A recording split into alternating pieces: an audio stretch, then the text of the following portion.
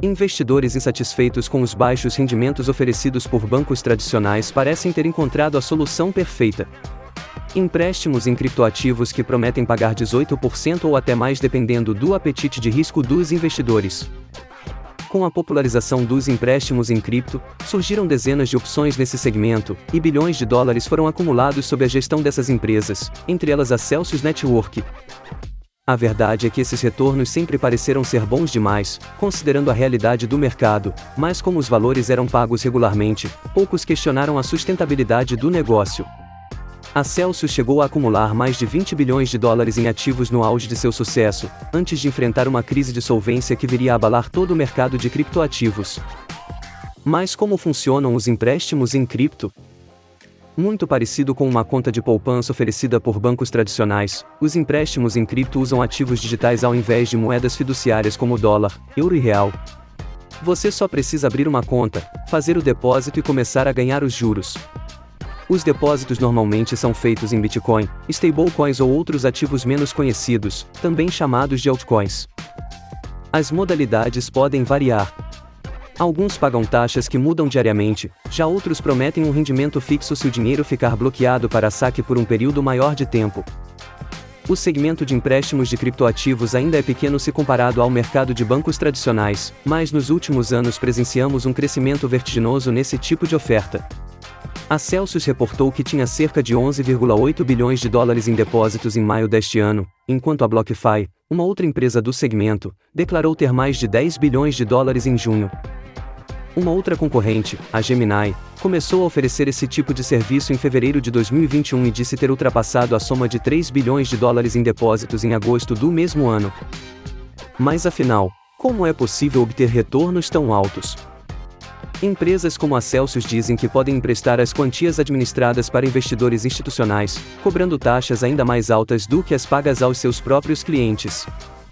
Normalmente, essas instituições pegam os empréstimos para especular apostando na queda ou na alta dos ativos e também para realizar arbitragens lucrando com a diferença de preços entre outros instrumentos financeiros. Esse tipo de movimentação começou a chamar a atenção de reguladores que acreditam que as empresas de empréstimo em cripto estão usando o dinheiro para outras atividades. A suspeita mais óbvia é de que o capital esteja sendo usado para investir em projetos envolvendo ativos arriscados e apostas usando alavancagem financeira. Como não existem regras claras sobre onde e como o dinheiro pode ser alocado, a probabilidade de que um investimento mal feito possa dizimar as reservas da empresa da noite para o dia só aumenta. Os clientes não têm conhecimento das negociações, e normalmente só ficam sabendo do dano quando são impedidos de efetuar resgates. O mesmo é válido para os instrumentos de finanças descentralizadas, também conhecidos como DeFi, que atraem investidores com promessas de pagamentos de juros bem acima da média. Como os empréstimos em cripto se diferem de DeFi? Celsius, BlockFi e outras empresas de empréstimo de criptomoedas lidam diretamente com seus clientes gerenciando os saques, depósitos e fazendo o pagamento dos juros. Ou seja, as negociações dependem de um elemento centralizador que faz a gestão dos ativos, muito parecido com o funcionamento de um banco tradicional. Com as finanças descentralizadas, ou DeFi, todas as negociações são supostamente executadas por meio de algoritmos, eliminando a figura de uma entidade centralizadora. Mas o que de fato aconteceu com a Celsius? Os problemas começaram depois que a Celsius fez um grande investimento em um token chamado Staked Ether, que foi desenvolvido para ser negociado em paridade com a Ether. O token permite que pessoas, e empresas como a Celsius, apostem na blockchain da Ethereum obtendo retornos adicionais por meio dos instrumentos oferecidos em DeFi. A forte queda no mercado de cripto em maio deste ano deixou o Staked Ether com um grande desconto, fazendo com que o token ficasse líquido. Isso tornou mais difícil para a Celsius conceder os resgates quando os usuários queriam sacar seus fundos. No dia 12 de junho, a Celsius anunciou a interrupção dos saques alegando condições extremas de mercado. Essa acabou sendo uma medida polêmica para evitar uma corrida bancária, evento em que muitos clientes tentam sacar dinheiro ao mesmo tempo, agravando ainda mais a situação já existente de liquidez. Seria a regulamentação um mal necessário? Os órgãos reguladores se dizem preocupados com o fato de os consumidores não entenderem que estão assumindo riscos maiores do que em uma poupança tradicional ao investirem em empresas como a Celsius. Como as contas de cripto não são seguradas por nenhuma instituição, os clientes podem perder seus depósitos se a empresa falir, aplicar um golpe ou for hackeada. Não precisamos ir muito longe no tempo para lembrarmos de episódios catastróficos como BitConnect, Mt. Gox, Quadriga CX, entre muitos outros. Poucas empresas que oferecem empréstimos em cripto buscaram até o momento a aprovação dos reguladores federais dos Estados Unidos, e isso tem gerado uma repercussão bastante negativa na mídia e entre os críticos.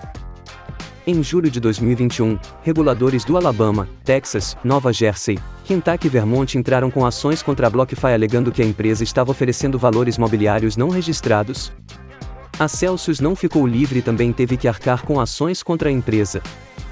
Para se ter uma ideia, a Coinbase planejava oferecer serviços semelhantes, mas desistiu da proposta depois que a SEC, Securities and Exchange Commission, disse que poderia processar a empresa. Depois de tantos processos, a BlockFi anunciou em fevereiro que buscaria a aprovação da SEC para contas de clientes de alto rendimento. Isso aconteceu após o pagamento de uma multa de $100 milhões em um acordo recorde com órgãos de fiscalização norte-americanos. O que podemos aprender com o momento atual? Os bancos não são seu amigo.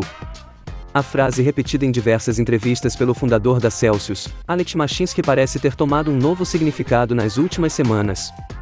Agora a empresa liderada pelo empreendedor se encontra em uma posição muito próxima da falência, e provavelmente não será nada amigável com os clientes que têm fundos em poder da companhia.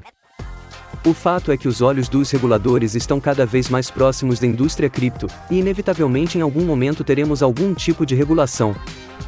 Isso provavelmente vai resultar em custos mais altos para as empresas que oferecem serviços, e possivelmente reduzirá os retornos exorbitantes de alguns investidores.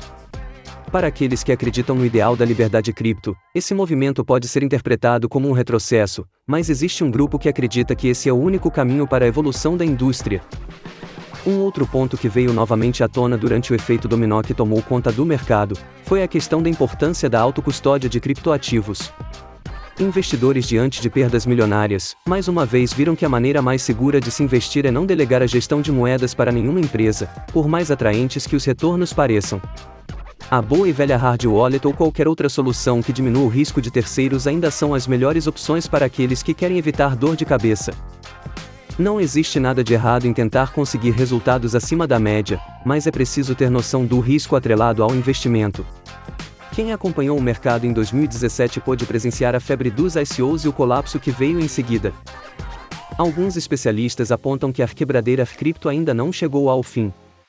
É possível que ainda existam muitas empresas e projetos à beira da falência, e isso pode fazer com que o inverno cripto se prolongue por mais um tempo. O mercado está em um constante modo de criação destrutiva, em um processo contínuo de tentativa e erro. Novas ideias e formatos são testados e substituídos a cada ciclo. Investidores precisam apenas estar atentos para que o seu capital esteja presente durante a criação e protegido durante a destruição. O único que parece estar alheio aos acontecimentos é o próprio Bitcoin, que continua produzindo um bloco por hora independente do preço e das condições do mercado. Portanto, se o seu foco for o longo prazo, não existe momento mais apropriado para acumular, tendo sempre em mente que a autocustódia é o caminho mais seguro.